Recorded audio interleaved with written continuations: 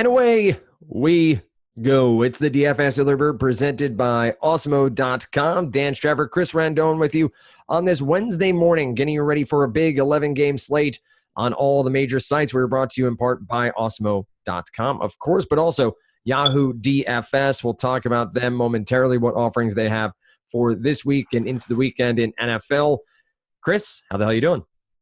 Hey, man. Happy Tuesday night. I'm doing well. I appreciate you always having a wonderful intro, man. It really sets the tone for this show. So excited to break down these 11 games. Yeah, it should be a fun one, a deeper slate. We have it sort of sandwiched between two 4-game slates. Do have a couple of teams on back-to-backs. We'll take a look at that throughout as we talk through this slate. Interesting to say there are higher price points on DK. Seems to be intriguing there, but some I think some soft pricing in the mid-tier that we can expose a little bit. But we do have to dive in here early and often. I want to get your take, living out where you live, which is out in LA, out in the West Coast. The negative correlation of LeBron and AD has been discussed many times over. Now, was it 2 games back or maybe even last game out for them was a dynamic performance for both of them. And I want to get your take, one, on the Lakers as a whole, which just how you think this team is playing and whether or not they're going to live up to expectations as the season goes on. But do you consider negative correlation in how you're building your lineups, or do you sort of throw caution to the wind at time and look for the highest upside depending on the slate? I mean, it's really hard to dictate when you say negative correlation, because are we speaking of like plus minus when they're both on the court compared to like when one is on the court than the other? Just the idea that for a game script for DFS purposes, that you're more often than not going to have both have high upside games.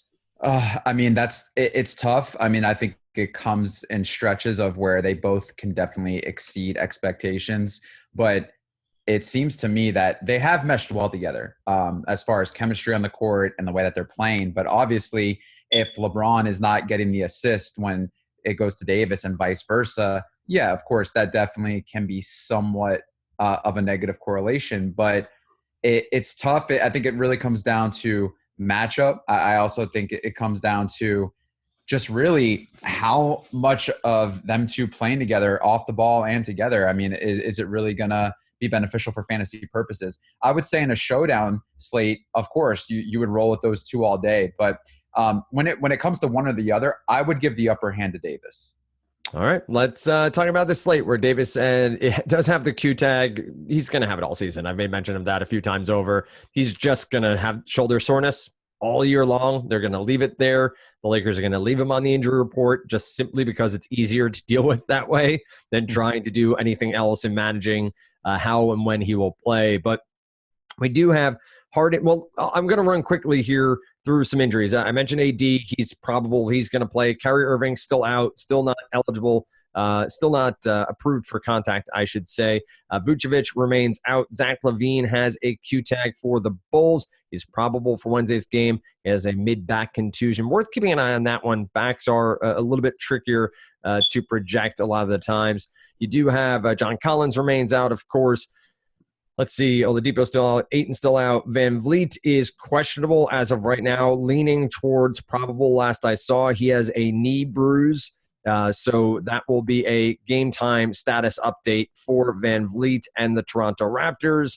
Looking for any other injuries here. Wendell Carter Jr. has a Q tag. He, I believe, is probable. Yep, that's right. He's was sick last time out, so they keep that Q tag.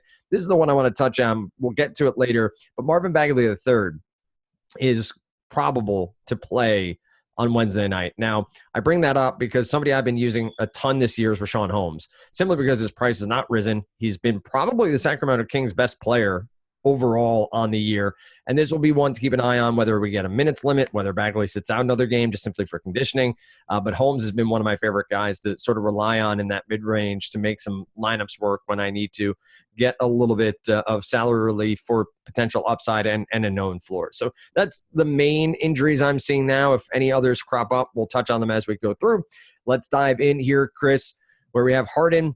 We'll leave LeBron for small forward just simply because of aesthetic purposes as we break this down. Trae Young is at 10-3. This is a guy that obviously is shooting a ton for Atlanta.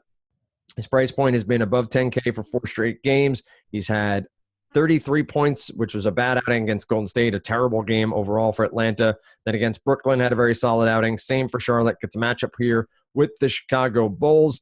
Russell Westbrook at 9,800, Booker 88, Devontae Graham, who had a very poor first half. Haven't checked in on him here in the second half of their first game of the back-to-back on Tuesday night.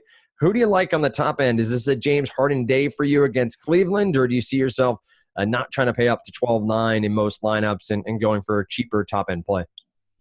Yeah, I mean, James is 12-9 on an 11-game slate in a game where they should have no problem dismantling Cleveland through three quarters. So I think it's too much of a cost and also too much of a risk because as soon as you plug in 12-9, I mean, you're left with 5,300 per lineup after that, per player in that lineup. So I would say no when it comes to Harden. If you want to go somewhere else where it could be not the same upside, but somewhat close to it, you have LeBron and Trae Young. I probably would like Trae Young in this spot. I think Orlando is a little bit better defensively than Chicago, and we'll probably see more of a defensive, slow-paced game in that Lakers game. So I'm not sure for fantasy purposes how much value there really is for James and Davis for that matter in this matchup. But Trae Young, I talked about it today on the Live Before Lock. He's hit his projected total as far as fantasy purposes 8 out of the last 10 games. He's been on an absolute run. He did struggle in that game against Golden State, but outside of that, shooting somewhat decent from the field. And he's also doing it now with assists. And that's something where you need him to really facilitate in that offense and make sure he is handling the ball. Before these last 10 games, there was a little bit of a combination where DeAndre Bembry would be having the ball in his hands and playing point guard. And it was just a weird situation. But now that Trae Young is now really just the commander of this offense, it's really hard to overlook him. And I think this matchup with Chicago fits him well. The only thing I will say, and I don't think this is anything when it comes to matchup bias or anything, but 29 minutes against Chicago once this year, scored 15 fantasy points, shot 3 of 12 from the field. So I'm not sure if that had to do with Chris Dunn at the point guard position defensively or Kobe White, but just food for thought when you see that working with these top three guys here. I'll see if I can pull up game flows there to see if anything specifically came up for Trae Young last time out. I made mention of Devontae Graham. He gets Brooklyn. I'll take Graham or even Terry Rozier in this one. I think they're fine plays and guys who I think have tons of upside. But the guy I want to talk to you most about and point out is Donovan Mitchell. Now, Mike Conley is out. Didn't mention him during the injury rundown that I did, but Conley is out. So that means Donovan Mitchell is your starting point guard for the Utah Jazz. The Utah Jazz offense is Donovan Mitchell, right? I mean, he is the only semblance of a shooter on that team. He is the guy that is going to make things happen, and he's just 7,400 on DraftKings. Now, does he have the nuclear option that a Devin Booker or a James Harden or Steph Curry when healthy has? Probably not, because that's just not the team that Utah has put together. It's not the way they play their games. But this is a game for Donovan Mitchell against Minnesota, a team that doesn't have the best defensive reputation. They're fourth in the league in pace, so obviously almost everybody is a pace-up team for the Jazz. And in the past, I know Jazz pace on the year has been pretty median or middle of the pack, I should say, thus far. But it is a pace-up spot for Donovan Mitchell. Do you have any downside for Mitchell here? Do you have any reason that you'd stay away or any reason that you wouldn't want any Donovan Mitchell in your lineups for this slate? No, I mean, he shot 25 shots last game. I think it was the second most out of the last 10 or 12 games as far as shot attempts. Love to see him when he's aggressive.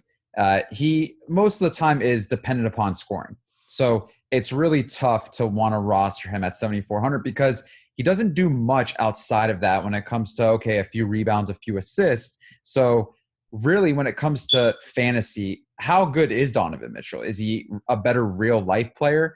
I would probably say yes right now based on what we see. And if that's the case, I mean, you have Kemba Walker, who's $200 more at 7,600 against Indiana, which, obviously not the best of matchups, but I think, for Walker, it's a little bit of a different situation, more of a facilitator, but he also can score as well. And I would probably want to pay up 200 for him. Downwards, Ricky Rubio, man, he's going to have a great matchup at home against Memphis, very pace-up spot. He's $100 less. Him or Ja Morant in this matchup, I think, are better pivots than Mitchell. And I say that because he's just so scoring dependent. Kind of reminds me of the Andrew Wiggins of last year or the year before that, where Andrew Wiggins really was just a scorer. And outside of that, I mean, that there's really nothing else. So is it worth it? I mean, I guess we'll have to see tomorrow where ownership's at and stuff of that nature. But right there in that $7K price point, I really like those other guys. All right. I dig that. I dig the analysis. I will stay on Mitchell here. Want to check his assist percentage with Conley off is at 14.4%. I'll wait for Wowie to load, which anybody who uses NBA Wowie regularly knows that sometimes it's a little slow. So we'll take a look at that. But we'll point out that there is a potential here, and I did not look him up as of yet. Let me do that while I stall ever so slightly for Emmanuel Mudiay to get some run with Conley out. And obviously Mudiay has shown some upside in the past. He's just 3,700 on this slate. So want to point that out if you start to hear that Mudiay is going to get a decent amount of run. Again, pace up spot, even better price point. He may have some interest for some of you out there. Any low tier point guards that stand out to you, Chris, before we move on to shooting guard? As we go down, I think RJ Barrett will be interesting tomorrow. 5,700 at Golden State. Great matchup for him. Satoransky, same thing, 5,700 against Atlanta. I mean, these 2 point guards can definitely put up 35, 40 fantasy points. And at their price points of 5,700 apiece, I don't think you can go wrong. Pat Beverly just dropped 40 fantasy points, I believe, if I'm not mistaken, against Indiana last night.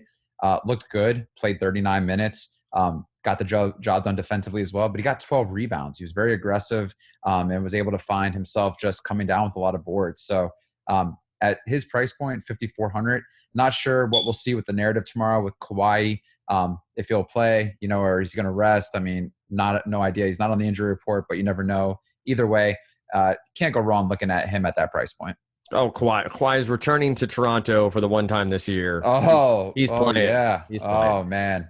There it is. The revenge, right? They're lock them in. There it is. Let's as we scroll through, there are some cheap names down bottom. I will point out somebody like an Alec Burks. I wish he shot more. I know I'm kind of crazy saying that, but for this Golden State team, when they lack so much, and I know Draymond's been playing a few more minutes, but if Burks was shooting 15 to 20 times a game, I'd love him here at 5,800.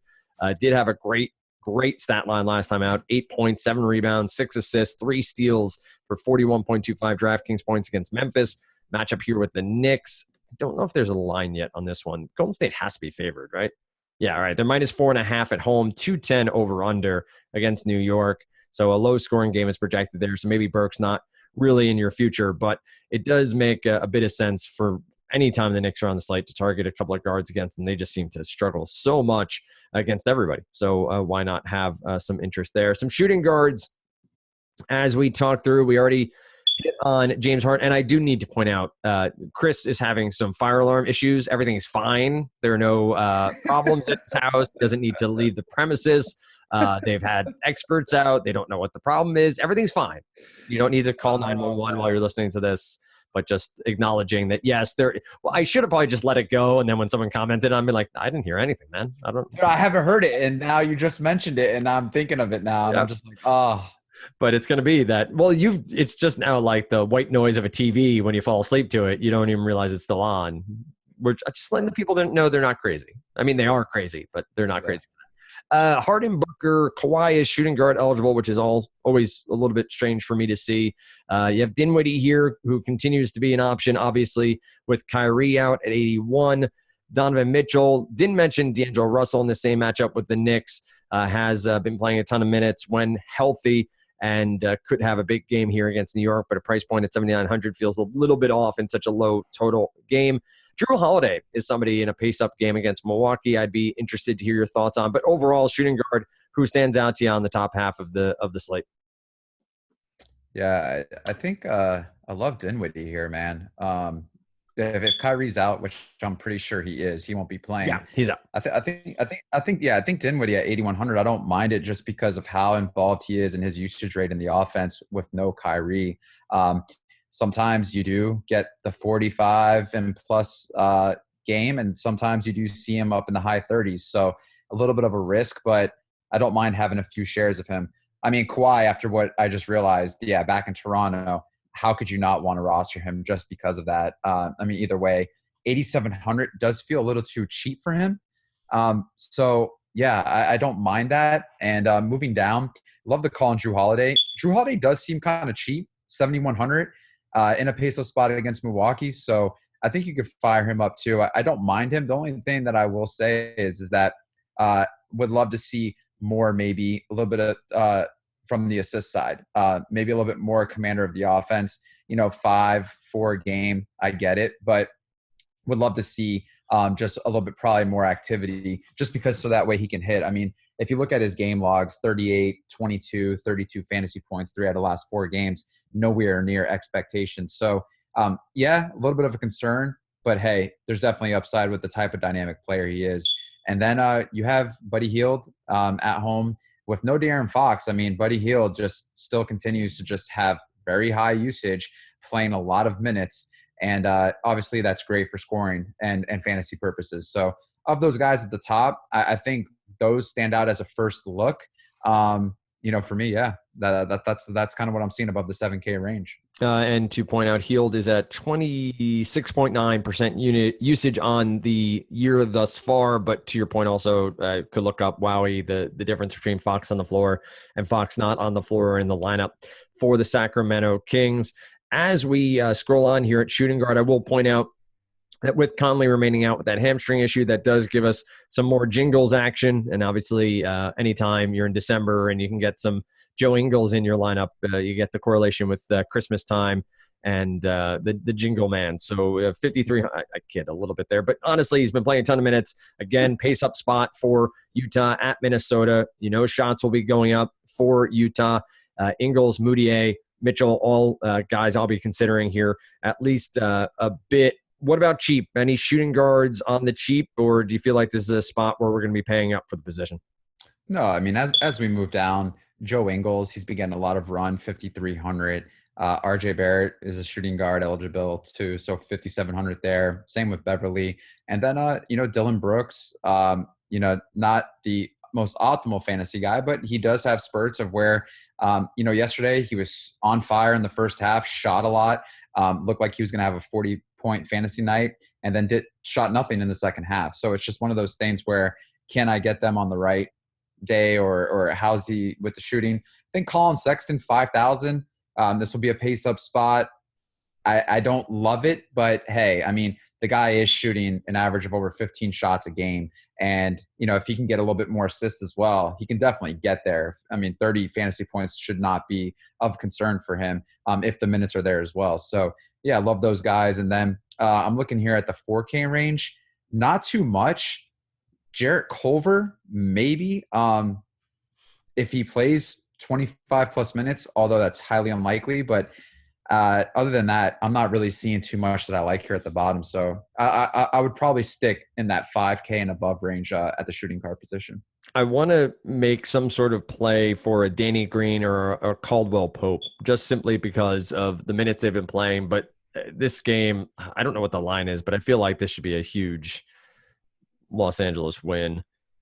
I'm saying -6.5 on the road, which is a pretty significant line, but this feels like a spot where the Lakers are going to have an easy time with their top two against this Orlando Magic team, and you're not going to need much from the secondary cast of characters, but you do have to point out Caldwell Pope playing mid-20s in minutes, and then Danny Green, somebody who can give you the rebound, steals, assists at times, has been playing anywhere between 31 and 21 minutes. So a little bit of a crapshoot there with Green, but feel like someone like that is going to help break this slate, which will be an ugly one if it is in fact either of them breaking the slate. But small forward, we get Giannis, and I have to look at how many he's taken, but he's shooting 50% from three-point range so far in December. That is obviously a very marked improvement for the Greek Freak, as he's been known for most of his career. If he can in any way become a consistent outside shooter, it just changes the dynamic of everything that is Giannis. 11K, then LeBron is 10.6. Kawhi drops down to 8,700. Is there any thought here of staying away from the top two players at the position, or LeBron and Giannis just too good in matchups that are not necessarily bad for them to stay away? Or what's your thoughts on the top end of small forward? Man, it's tough sometimes to pay up at these spots when it's 11 game slate, because there's so much variance. There's so much of a bigger player pool that typically it's tough, man. And I think you got to say to yourself, Giannis, or you can move down and save 2,300 and get Kawhi, or you can move down and get Paul George, or even Ingram. So not that they're in the same level, playing level as far as fantasy production, but it's just really difficult. And I love to play Giannis when he is low owned. So if that's the case tomorrow, I think that's something to consider. I think this game, though, does speak fast pace, and I think ownership will go there given the fact of that type of game. So I guess we'll have to wait and see. So of the three guys, though, or of those two guys at the top, I think I would take Giannis over LeBron. And then if I had to do a pivot, I would obviously want to pivot to Kawhi. Makes sense. What do we have a line on? Let's see. Charlotte, Washington. I have to go back to page 1. This is riveting podcasting. I know. Hang with me, everybody. New Orleans, Milwaukee, 234 over under, -14 in favor of Milwaukee. This is the line I'm seeing. Crazy line there. Now, obviously, predicting blowouts or trying to guess how the blowouts happen is always a little bit of a fool's errand when it comes to DFS. Giannis would be involved, but this might be a sort of game where ownership really does matter. If you're seeing high ownership on Giannis and staying away and fading him simply because of the blowout potential and the potential that he does not get to the highest expectations of that 11K price point, could be interesting. I think it all does come down to ownership and where the top end guys are most owned. Paul George and Kawhi are 87-84 in the matchup with Toronto, as Chris already said. Lock him up. Kawhi, he's the revenge narrative. He returns to Canada. I think they declined his visa, right? Once he left, they're like, you know what? You can't come back ever again. Do not stop. Cannot pass go. Hield is eligible. Well, what's your actual take here on Leonard and George? Do you have a preference of one or the other being they're so closely priced, or how do you see this breakdown? Oof, it's a tough question, man, because I like Paul George this year.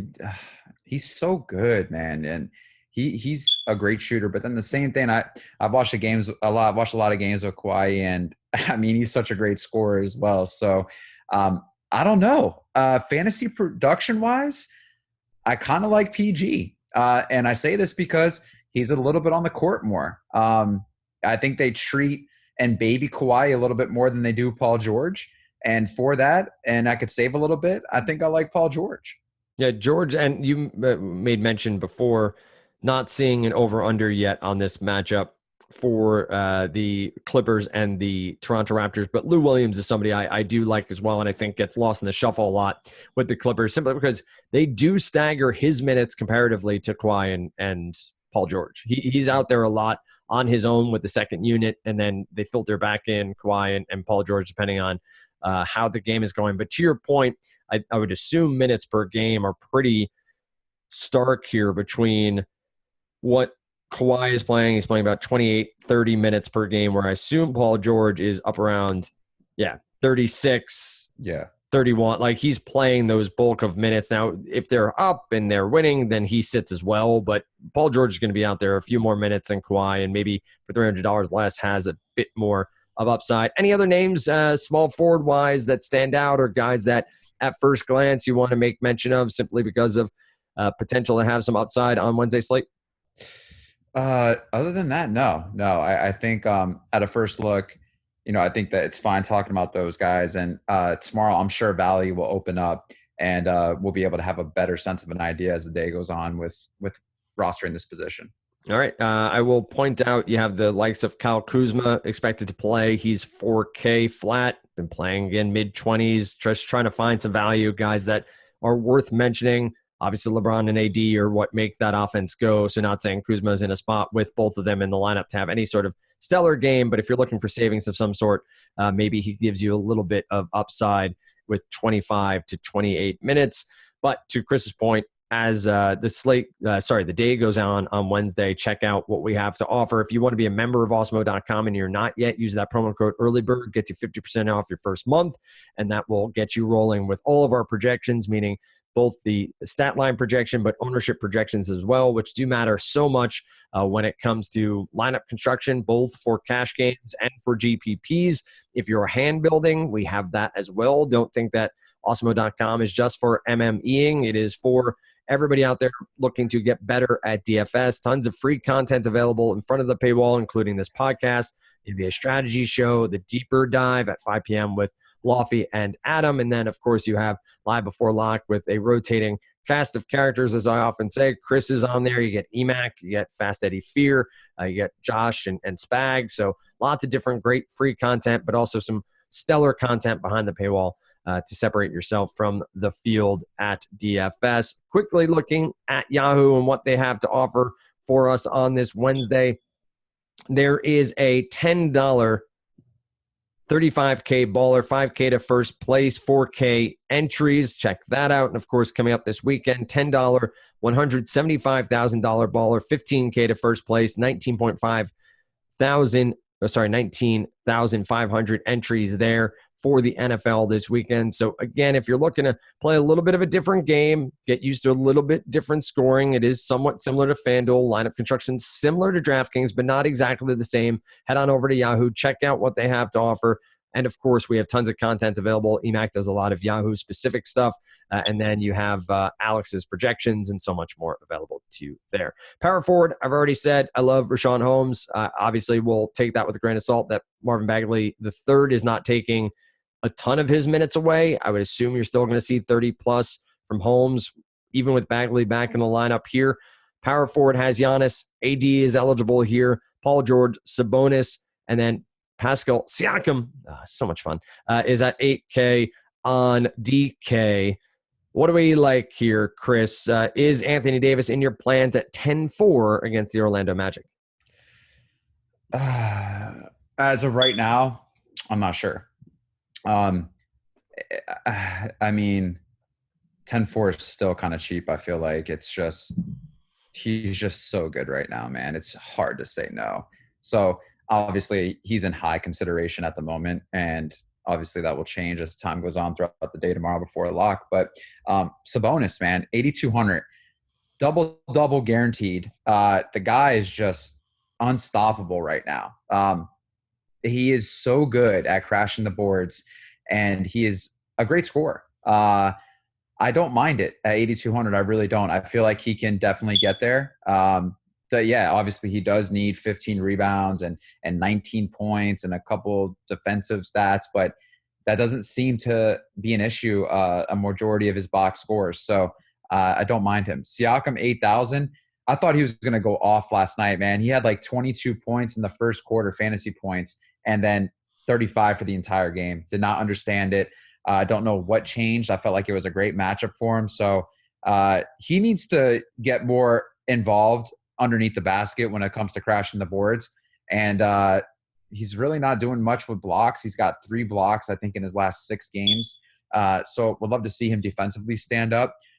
We talked about Ingram. Don't mind him at 7,800. So of those guys at the top, there's some great options. And if I have to really see a first look right now of who I like the most, Sabonis or George really stands out. I love this bonus call. This is a Boston team that we often get into this sort of anecdotal thought process about their defense and about them being locked down, but their their opponent rebound rate has been really terrible this year. They're bottom 5, I think, in the NBA, bottom 6.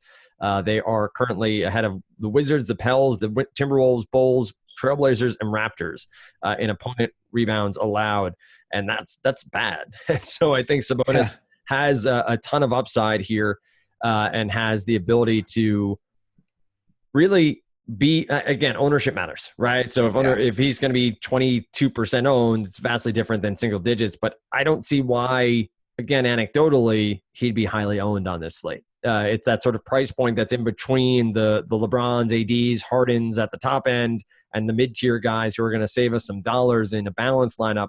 I have a feeling he's going to go a little bit overlooked with that price point. So I like that call a lot. What about the mid-tier? I've already staked my claim on Rashawn Holmes, and I'm not budging off of him. What do you like? Do you go back to a guy like a Markkanen or a Jabari Parker here at 6,100? Kevin Love is down to 6K and has this matchup with the Houston Rockets. He has not been playing a ton of minutes. We know he's been sick, and I think there's an injury in there as well.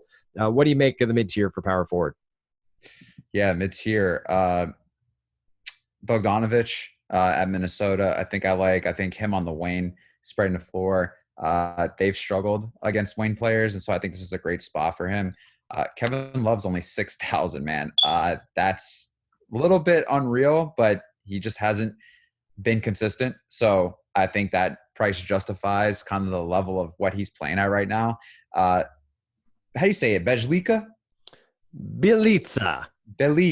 I love this guy, man. I love him. So 5,900, with what he does, he's an all-around type of guy.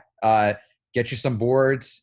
He can pass the ball. Great, does great defensively. Always comes up with a couple steals, and he could shoot. And he could shoot from behind the arc. So at 5,900, with the way that he kind of his style of play, I don't mind it. He's another one I think will be interesting as this Sacramento Kings team starts to bring Bagley back into the fold. How exactly does he play? Does Bjelica get minutes taken away? Does Rashawn Holmes get minutes taken away? And how, obviously, when De'Aaron Fox eventually comes back, but Bjelica on this slate does make a ton of sense to me. Scrolling down to even cheaper price points, not finding a ton to love. You're going to probably get a little dicey here and try to find maybe an injury that does crop up or somebody who's said to have extra minutes. I'll keep an eye on the Knicks power forward situation between Portis and Gibson and the other one. Who's the expensive guy that they brought in from New Orleans and LA? Julius Randle. There it is. I'm a Knicks fan too. That's the hell of it all. But if I see for whatever reason, I also think that at some point tonight, Portis and Carmelo Anthony are going to get into a fist fight in the Portland, New York game. So it's just my gut feeling that Portis will say something stupid to Carmelo, and then Melo will try to throw a punch, and then Portis will kill Melo on the court. Wait, where is this coming from? It's just my gut instinct of the way that game will go. Oh, interesting take. Yeah, it's based on absolutely nothing. And no previous history, nothing other than enjoying the fact that Bobby Portis is not someone you mess with, and I think that he's going to enjoy trying to push Carmelo around now that Melo's back. But with that said, let's roll to center, and we'll close it out from there. I think maybe 2 weeks ago was the matchup, maybe even be a little longer than that. Minnesota and Utah, and I think we talked about it. I think we were on with talking Rudy Gobert against Karl Towns. Yep. And so this is another matchup where they play one another, and I think both have potential upside. Gobert from a rebounding perspective. Towns has shown the ability to obviously get outside and draw Gobert away from the hoop to help. Any take here on this matchup and how you think this one will go in Minnesota with Towns at 10K and Gobert at 7,700? No, I mean, once again, it's two great centers. And when I look at Towns, he is just so good. And I think defensively, does it matter? Maybe a little bit, but I mean, he did drop. He's averaging 48.9 fantasy points against Gobert. And at 10,000, I mean, that is 5X his price point. So I don't mind it. Maybe Gobert could be somewhat interesting. Obviously, if I'm picking between the two, Towns all day. I mean, yeah, you do save money with Gobert, but I don't know about the center position, to be honest with you, with both of these guys. I think looking at the center position and on 11 game slate, I don't like to pay up so much unless there's value around other positions to pay up at center. So I think tomorrow what we'll see is, looking at it first look, I don't know where I'll be at with Towns. If he's low owned, possibly, but I could see a lot of people going to him just because I think 10,000 is still a price point people want to pay for him. But right now, I don't think I have interest in this game with these two guys. I like Jared Allen a bit here for the Brooklyn Nets at 6,800. Some upside against the Charlotte front court that is not exactly great. I will also point out my main man, Rashawn Holmes, is also center eligible at 6,300. Who else do you like at center if you're not at the top end? With, like I said, I will point out one of the guys you've talked a bit about, Sabonis, is center eligible as well. MPE on DraftKings makes things a whole heck of a lot easier than the other sites. But who do you like elsewhere if you scroll through maybe a couple of names to feed out there and then follow up on some point on Wednesday? I like Jared Allen, man. 6,800. He's going to have a great matchup against Charlotte. He's someone who's definitely come on strong as of late, and he has a double-double almost every single game besides 2, I believe, of his last 12 games. So at 6,800, man, I think there's extreme value there, and I'm not sure a lot of ownership will gravitate to him. I do like your guy Holmes at 6,300 if Bagley's out. But, I mean, to be honest with you, if Bagley even plays, how many minutes does he get? Because it's a thumb injury, so cardio-wise, I mean, I think he'll be in shape to play. But, you know how it is with injuries when they have people come back. It's like, okay, a 15-minute, 20-minute restriction just to get back to, like, that game speed. So I'm not sure Holmes will get too much affected. But if Bagley's out, I like Holmes even more looking at that. And then Kevin Love, you gotta take some interest, man. $6K for a guy who could definitely go off and get you 35, 40 fantasy points. You can't go wrong there, man. I think you got to have some shares of Love if you're multi-entering. Yeah, I get that, and I think the upside is there. I would obviously I'm hand building. I'm not going to click that button if you want to put it that way, but I do think there's tons of potential upside in building multiple lineups and getting some Kevin Love into those lineups to give you the upside if you were to play. And if that game somehow stays close, which I don't think many people are going to project it to, but if it somehow stays close, you're going to have Love be a part of that in some way, shape, or form. So that would make a ton of sense. Not seeing a ton of value quite yet at center. Obviously, hoping some of this opens up as this slate rolls on. You've seen the likes of, you get down to a Mo Bamba or a Biyombo simply because they have some upside, but not playing tons of minutes. Bamba has been doing sort of his best Hassan Whiteside impersonation, sometimes out, scoring you 35, 40 DraftKings points in 18 to 20 minutes of play, but not a ton down here that is worth checking in on. Hopefully that changes. Hopefully during the day, the NBA strategy show you get first and foremost on Wednesday morning can get you right in your frame of mind to look at the numbers throughout the day and see where value might come to play. And then, of course, the deeper dive at 5 p.m. and 6 p.m. is live before lock. Don't forget, if you're watching on YouTube, we love to read comments for this show, but more importantly, you'll want to subscribe and you'll want to hit that alarm bell. That alarm bell will alert you every time we go live, and we do it a lot. So you will want to be there for each and every one of our shows. NBA, NFL, NHL, we go live a bunch as well. PGA, we have some live shows. We have some betting shows as well. So tons of content available to you at YouTube. And if you so choose, subscribe on your podcasting app to listen to the DFS Early Bird. We also release as much of our content as possible via the podcast channel later in the day for the strategy show and the like. I know Spags does something via audio with his Four Corners, and Adam Pfeiffer when he's doing his NFL game matchup article. He also does a recorded version of that as well. So pretty impressive there. Chris, any final thoughts on the slate? Anything overall that, as we went through it, stuck out to you, or anything that you're looking forward to learning more about on Wednesday?